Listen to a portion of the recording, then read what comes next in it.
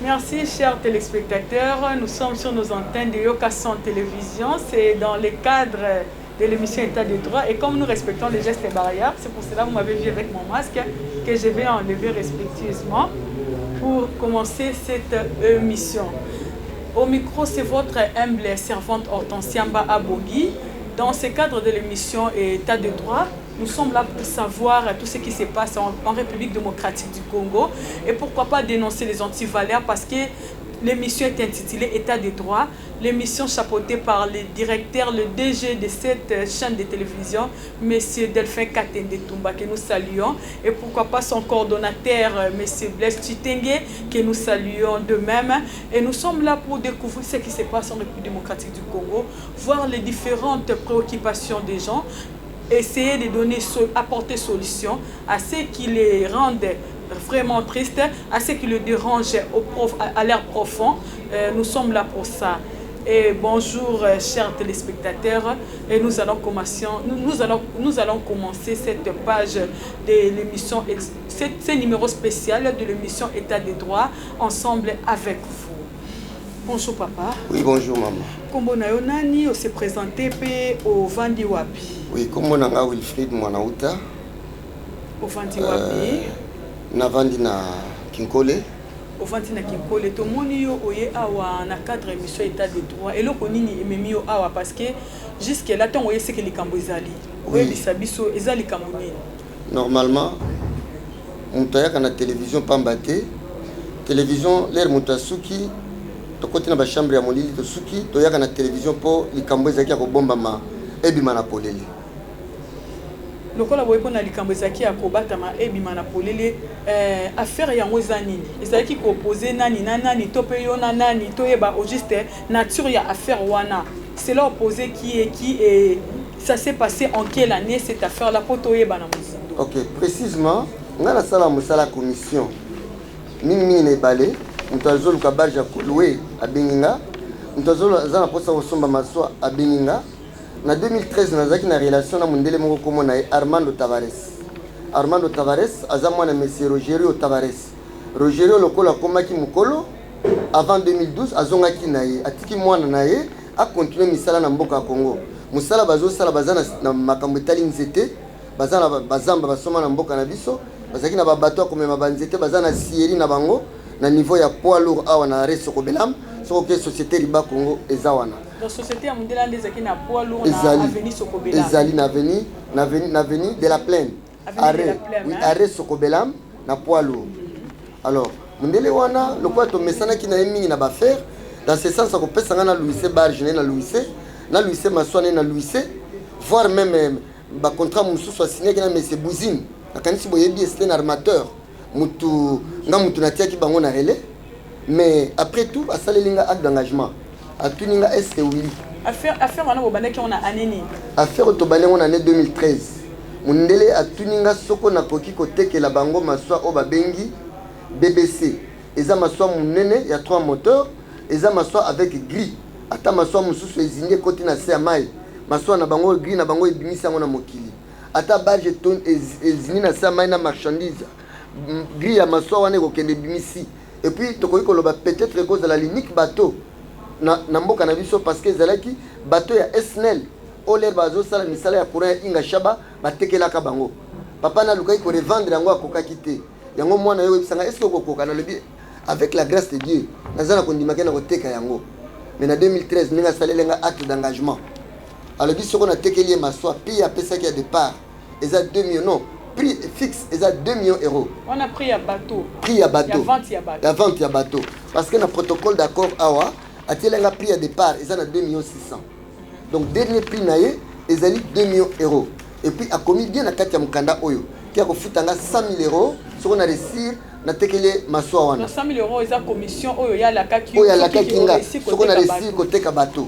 Na sali tout le quoi nzambe pas nzamba tika bana na été. En 2015, na continue kana na société Afritech na mois de mars.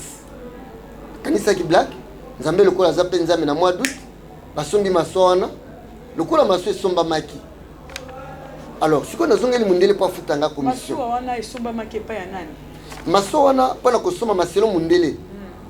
société carrière ezanani les nazongeli mundele nano pona senga mbongo na commission mundele lobité mbongo zo senga oyo na komela que ze belé 100 000 na ko pesa yango te soko lingi na pesa ka 10 000 tozo mikanda to pasola oh yo pesa nga 10 000 comment ngana tekeli o maswa lero boke sala ba acte de vente benga kinga te pona za la siri na prix nini mais ngana dike prix yo pesa kinga yango nde oko futa ngai alobi d'ailleurs soko lingi ndeko za 10 000 te alors kende na yo d'ailleurs place que no funda ngai ba juge na bino na ba magistrat baza na poche na nga donc mundela mpebi ke ba juge na ba magistrat baza na poche na ye et encore mutasumi maswa na yebango soko yebaki teke c'est votre président votre chef de l'état donc le président honoraire ye mutasombi yango et puis le président Joseph Kabila mutasoba ki bato président Joseph Kabila mutasombi ma bato wana et puis apekisi ye afutanga commission alors ça n'est pas possible président Kabila apekisa mbongo kuti mutako bimisa te mutako bimisa ngo vendeur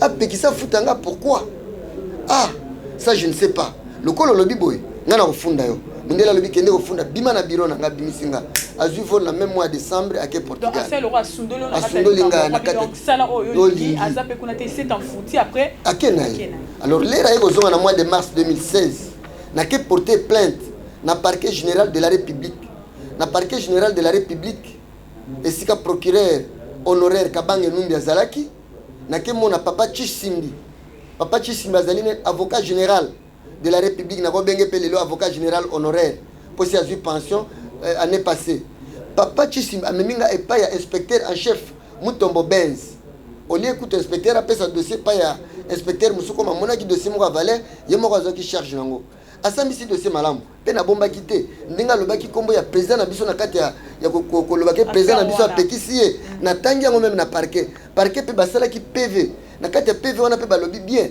donc alukaki abangi sangai kaka pour état futanga commission na kati ya PV trafic d'influence OK donc on a des affaires ce qui remet président Joseph Kabila mtazala ki na sima na ngoto eza bongo te mais hier alobi société carrière eza société Kabila denga mikanda na kotisaki na Fitech offre nanga na kotisaki na carrière te mais loko nga na yebi société carrière na société Fitech bango nyoso baza place moko et loko naza na victoire lelo même ba tokena mbang c'est là tokozonga dossier za kitoko pour na ko dévoiler makamoni nezoleka na justice congolaise mundele alobi ke baza na poche na ye ba juge na biso na ba juge nga na kanisa ki likambo wana mundele wana alobaki ondila langwaki nga siko na kiti pena na niveau ya ba tribunaux na bani na parquet parce mundele wana basambisi mundele ko pesa nga $1,300 ya compte na parquet général de la République o lelo tozobenga ngo parquet général près de la cour à cassation donc na kekuna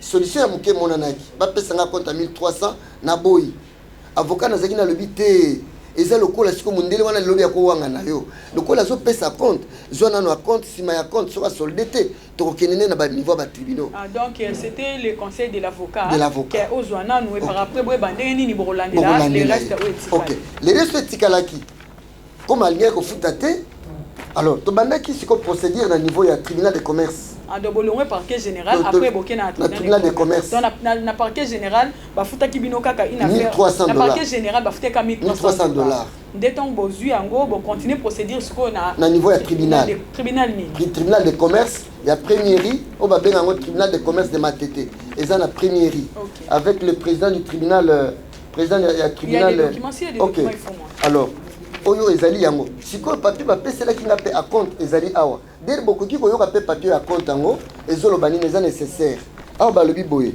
PV salimi na parquet général de la République eza yango PV salimi kuna na PV o ba futeli nga mbongo balobi nini na PV na kotanga ngo po boyoka balobi boye tanga papa jour avril Libère Mutombo Benz inspecteur judiciaire en chef et officier de police judiciaire à compétence générale en République démocratique du Congo. Nous trouvons à Kinshasa, à nos bureaux, recevons de M. Armando Joao da Silva Tavares, par le biais de son avocat maître Ngwanza Hervé, la somme de $1,300 américains représentant un acompte, un acompte sur 5% du prix de vente du MBRBC. Cette somme est à remettre à M. Kanda Monauta Wilfried, commissionnaire portant d'un acte d'engagement, va confirmer un acte d'engagement, oyo, il y a 10 000, portant d'un acte d'engagement et du protocole d'accord. Protocole d'accord en Opé, Yangoyo. A signé Mundela Signaki. Et d'un protocole d'accord signé par M. Armando Tavares, associé de la société Riba Congo. Mukanda avocat Mundele a signé. Que Bappé s'en a compte, à compte on a peine à Zouaki. Elle n'a pas signé papier. Mais le problème est comme il oui, mais comme il se connaît niveau parce que jusque-là, c'est comme Simbo, on peut bafouter que silité, et les bélo, bafouter ça moukié. Donc, au lingi, mon konzambo, kassalani par rapport à Bessino, parce que tous en a cadre de mission état des droits, et puis n'importe quoi, tous état des droits, aucun antivaleur ne sera permis. Donc, on est là pour dénoncer les antivaleurs et puis pour chercher solution sur Yango. N'est que tous en mon konzambo, kaso landa biso, bisika, tous ali, tous au solo là. Au lingi, asa il a on est par rapport à dossier parce que c'est un dossier où ils ont les EO, où ils ont ça là qui est même les gens qui mia. Quel est votre souhait par rapport oui, si un dossier oyo, et un dossier moko à partir de dossier lelo na yeko comprendre que ba juge na biso bazo l'ingétat des droits et ça le matin nambo. S'il vous plaît, ba juge na biso ni sauté. Ba juge on a vivre na carte dossier. Premièrement, na tribunal de commerce. O eza ba jugement. Naza na 3 jugements awa. Naza na jugement premièrement, il y a tribunal de commerce. Et si kana funda ki société wana ba pesa ngambongo. Eza jugement ya soko bakolukango bango moko pe kuna balobi le tribunal de commerce de Kinshasa matete siégeant en matière premier jugement. Qu'est-ce qu'ils disent nazo l'essentiel kaka na kati ya premier jugement bakwesinga pourquoi balobi awa attendu que contrairement aux affirmations du requérant sur injonction à payer, le bateau a été vendu à la société Carrière du Congo le 20 août 2015 sans ni mon concours ni sa participation, donc moi, au montant de 80 000 $, négocié par le gérant lui-même avec la société acquéreuse. Pourquoi jugement yo bima? Pourquoi combo gérant yo statutaire yo bima Rogerio Tavares? Pourquoi yo bima? Parce que muto salé nga mikane zali mwana ne Armando Tavares. Papa si akenda na ye. À partir de ça là qui requête demande d'injonction à payer. C'est là papa to kana moi mon kepo continue confusion na pesa na sens que donc bosala ki acte d'engagement wana bosala ki na papa to na mwana acte d'engagement to sala ki yango na mwana er to sali na mwana siko mwana basali je moko po barulenga po bafuta ngambongo wana te papa muteko siko ya kokosa ki papa mutu ateka ki maswa premièrement kuta va bima jugement ordonnance nanga yango bimaki ordonnance bimi je président du tribunal ya commerce à lobby sur 100 000 €, bafutinga $1 300. Donc convertir en bimaki lokola $1 130. C'est aujourd'hui 100 000 moins 1130 et Tikali 98 870 €. Donc, fouti le coup la $1 300. Tant qu'on convertir en euros, ils ont la compte. Na euro et bimaki 1130. 1130. L'air aujourd'hui 100 000 moins 1130 et Tikali 98 870. Et puis awa juge à lobby a foutu un dommage intérêt. Il y a 100 000 parce qu'il va faire souffrir inutilement. Avocat Mundele aye awa na opposition contre l'ordonnance. Et là, on va bengi ordonnance parce que que le président et le tribunal a signé ordonnance au nom du chef de l'État et un avocat où il y a s'hazarder na opposé na ordonnance où il a droit où l'État pèse pas mut avocat le binini na katia mukanda même na mukuse to ko tanga le biboye les requérants de la société Riba Congo Sar si c'est l'avenue de la Plaine 1345 quartier Kingaba commune Limité numéro agissant par son gérant statutaire M. Rogerio de Amélie Xavier Tavares et il y a pour conseil maître Ngwanza Matona malgré on les a cause j'espère na moi c'est donc na bandi balandi na biso balandi o malamu nde to komi vraiment na suka ya émission na biso pona koyeba likambo ya papa yaki na wezaki affaire opposant vente ya bateau wana ezalaki na mwa mutu ya mingi o balakaki na papa ke na suka ya koteka suka réussir ba kopesa ye somme ya 100 000 €, mais jusque là bapesa ki ka $1 300 de papa yaki awa na pas sinon na motema na tina ete problème wana ezala ezwa solution pe état de droit et salama papa maloba suka ezapa na yo toyeba maloba suka ni pona makambo oyo ezo salama na ngambu na yo pe na ndenge mundele wana a doubler yo toloba. OK na koyi koloba boye et pona kosukisa omoni justice na biso abalobi c'est monsieur Rogerio Tavares qui a vendu les bateaux. Donc a détourné. Ah OK, c'est monsieur Rogerio s'il vous plaît. Oui. Alors na deuxième jugement le juge a tininga lobi qui avait suivi une mauvaise direction parce que na cela qui requête contre la société. Maintenant Batininga na retourné pour l'enfant. eringa na retourner requête pour na mwana yoka ndenge bazoloba balobi lisusu boye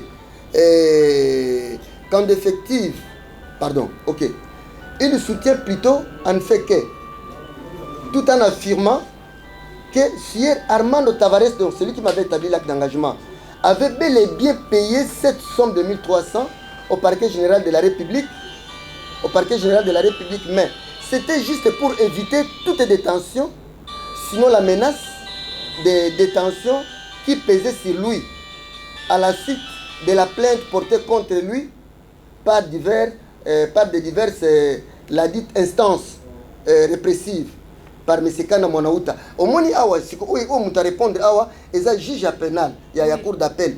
Juge à cour d'appel a dévié cause de 1300.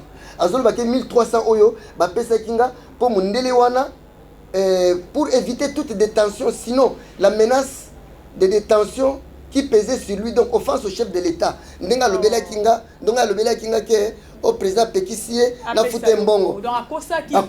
Donc 1300 wana il a fallu ba pesa. Le président Joseph Kabila n'est pour rien dans cette affaire. N'est pour rien dans cette affaire. Donc ba salir ya ngonga nazo senga. Ye pas tala likambo tika ngo boyete parce que bato ba salir ye. Et puis dans la société carrière. Donc il doit agir parce que il y a évidemment ancien chef de l'État pour na makabeza. Na kotika te parce que l'aide va ti kombone na kati. Et puis nous avons les leçons qu'on a souffrir, donc nous avons souffrir à partir il y a notre président honoraire Kabila parce que il pekisa ki mundele afutanga. Il y a nazo ke na ba tribunal nyonso. Par exemple le jugement ya balobi papa mutu ateka ki maswa. Mais soko tali jugement musu so balobi papa mutu ateka ki maswa te eza mwana mutu ateka ki maswa Armando. Maintenant on est dans la confusion, c'est pas qui avait vendu. OK. Donc siko nani ateka ki. Basali lokola zoba. Basalinga zoba balobi papa mutu ateka balobi no mwana mutu ateka ki. Oye batende ni okolandela mbongo no epa yi ya nani. OK. Est-ce que loko moko bakoteka ngo batumi bale papa ateki pesa acte de vente ya mwana ya papa yango acte de vente ezali. Donc dans cette affaire acte de vente peut mona na te. Acte de vente au papa pesa ezali. Mais acte de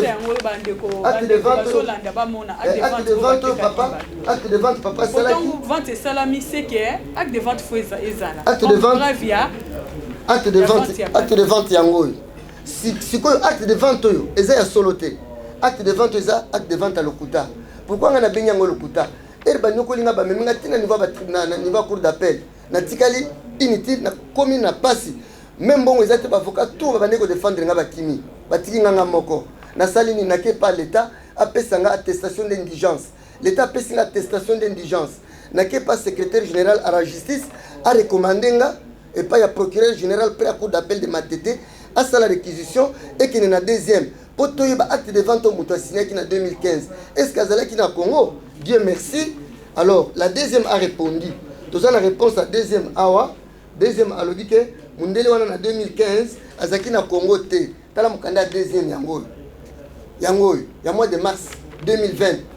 Balobi na deuxième Mundele wana Azaki na Congo te. Ah, mais Mundele wana Azaki na Congo te. Ndenge nini alors acte de vente ba signaki. Azaki établi ndenge nini. Pe balobi. Azalaki awate. Pe balobi na se fait à Kinshasa. Mutaza na Portugal, ndenge nini okoma fait à Kinshasa. Soko sala ki na Portugal, elinga ki ezala légaliser. Oui, en Portugal. Belge ba légaliser en Portugal. Oui, yango na kende ki na va cour d'appel Nathalie même ba juge en cour d'appel. Ba problème est trop. Pour les télévision temps ils selon yo, ba juge bazaki corrompu ou bien qui ezaki yemora papa na takizaki mauvaise foi. Bon, selon nga pona lobake, juge net juge en cour d'appel. Na kotange na kombo. Papa Wamba Kabelu. Omoni papa Wamba Kabelu. À rendre à renaye na ndenga lokuta na komba président de la République. Komba président de la République eza kombo eza sacré. Bako sakana na kombo wana te et ils ont rendre arrêt ou bien jugement na yo na komba président de la République. Il faut être honnête. Président juge Wamba lobini. Alobi ke soko ya ko singa na niveau ya kuna parce que nazwa kité de premier jugement au basamsenga na tribunal de commerce. Ba benyango expédition 017. Deuxième jugement, tu as bien expédition 031. Donc 017 à l'objet na côté ça qui a dossier T. Mais il y a lobby ngana pesa qui était na présentant qui était la pesa la pièce. Mais yo présentant mais ce que tali a rien à rendre au moins 70% ma camion sur lobby na kati arrêt et outi kaka na kati ya jugement wana. Et puis pourtant ils étaient pour nous aux hommes awa. on a commis boy. Donc on a vu passage où ils na jugement wana na yoko prouver on a kati arrêt dans la place lo baki boy azu yango kuna nyoso pour télévision ta ezate yango so bo ta ko monana to so ba konzi ba ko benga nga na tene ko lakisa bango le kuta ba juge mususu na lobi ba papa na biso te bango nyoso ba juge mususu baza mabe baza le kuta bazo prononcer ba jugement na komba papa na biso mokonzi ya mboka na ndenga le kuta yango nazo senga président de la république s'il vous plaît dossier moko eza bato beli baza na kati. Donc comment est-ce qu'un avocat a un faux document où il n'était pas client na ye a que pesa juge na biso le ko la bi identité de dossier wana te a ko prononcer dans l'erreur. Alors nous ces avocat précisément ngwa nzerve na cabinet maître Mboune Tang président de la république s'il vous plaît botala likamboyo s'il vous plaît bolukanga bovanisanga ensemble na batwana na bimisa mikanda moko bokomona na ba procureur général bazana kati bokomona même procureur mususu ya république ya grande instance ya tribunal ya grande instance bazana kati nazana mikanda na maboko nazo bangelo côté pour makambo nyonso même pas papa na biso à côté sika procureur général près à coup de cassation nazana bekri na ndenge malamu na ndenge sengo papa wana mukanda komi po atinda nga recommandation na tribunal de na parquet grande instance pardon na parquet général près ya cour d'appel à Matete kitoko na sambi kuna pona kende ko attaquer acte devant toi le kuta kuna siko gérante ya société carrière yaki babengisaki yako samba batuni est-ce que yo muto sinaki acte devant toi oui alubina monsieur Rogerio oyebi albi oui il était présent dans mon bureau l'air babimi seli mukanda ya deuxième batuni oh yo zalaki na Rogerio metala siko Rogerio deuxième albi azaki en 2015 oh mais je ne sais pas permettez-moi de vous c'est Andibaki eza na PV ba PV ngo tout na zana ngwa sina salaki ba lever copie donc moi monta de vienna sous-traité nazaki très souple puis très prudent. Alors maman Cléopâtre a dévoilé le Cambouana et l'accueilli après une semaine le 18 novembre 2020 pour Sambaki première fois le 9 novembre 2020 maman Cléopâtre Kiza Fumugizanga a loba oh c'était une erreur donc parce que monsieur Armando l'air na bengi muto zalaki ne muto discutaka ne prix na tuni mendingi ni opesa ki acte devant to eza yango te alobité wana papa na biso muto asiniaki mais il a fallu tuna eli susu mais papa na bino asiniaki est-ce qu'azalaki sur place parce que caché il y a Portugal les athées et puis OK et puis maman Cléopâtre comment est-ce qu'il ko ndima ko signer acte de vente sans toutefois à vérifier identité à muto asiniaki na kati senga pièce à monsieur Armando Tavares tuna soko ezali la sa pièce na yo otali photo faire comme ça papa ça remonte identité n'est pas à la dévoiler mais c'est justement c'était ça le problème yango ba portugais ba ko faire souffrir biso na mboka na biso s'il vous plaît nazana Congo ils a pays na biso moko comment est-ce qu'un étranger ayi ko piétiner nga azoluka tia ko tsanga na libulu na kufana ke na mabele un étranger s'il vous plaît président de la république papa na biso mokonzo biso tozana ene sengo parce que pouvoir wana eza uti epai na yo te eza pouvoir ya nzambe ayebaki etako biso tokomi soko na tindi moto aboye les Congolais ça ne va pas donc eko kwena l'air bien po ete pesa bakongolais sila et encore mboka po etambola il faut état de droit ezala état de droit po soko eza nguya bato bakoprotéger yango banani eza bajuge c'est la justice mais soko justice lelo azoprotéger état de droit te c'est fini pays kozala pays moko ya désordre pays moko malheureux peuple nako banda kosouffrir tout le temps tokozala na souffrance siko tokoluka secours epa nani nzambe atindaki mpo na biso tous va créer un nzambe j'ai fait l'homme à mon image biso tous va représenter nzambe na mabele azui numéro 1 va représenter nzambe tel biso le président de la république kotelanga likamboyo na mikande zebele au moins le côté social na tribunal la merci beaucoup papa merci beaucoup en tout cas to sepeli makasi ndenge to yambio na cadre ya émission na biso état de droit au dévoiler nyonso bombi atamorote par rapport ya dossier esalamaki na ndenge ba lésé par rapport ya mbongo ya commission faki ba photo par rapport ya vente ya bateau o ba pesa ki en charge au sala au salipe commission simbi bazwi mbongo na ba mais pona ko futo ndenge boyokana ki ba futi yote